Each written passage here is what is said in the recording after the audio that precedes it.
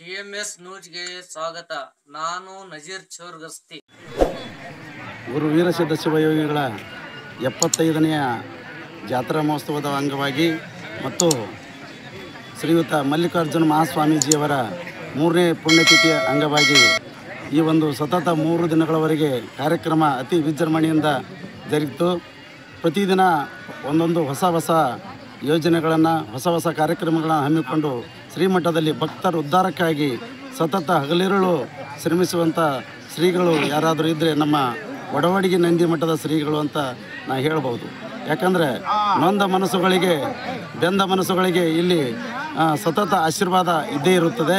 ಯಾರೂ ಕೂಡ ತೊಂದರೆಯಿಂದ ಹೋಗಿಲ್ಲ. ತೊಂದರೆಯಿಂದ ಬಂದವರು ಎಲ್ಲರೂ ತಮಗೆ ತೊಂದರೆಯನ್ನು ನೀಗಿಸಿಕೊಂಡೇ ಹೋಗ್ಯಾರ ಅಂತೇಳಿ ಈ ಸಂದರ್ಭದಲ್ಲಿ ನಾನು ಹೇಳಲಿಕ್ಕೆ ಇಷ್ಟಪಡ್ತೀನಿ.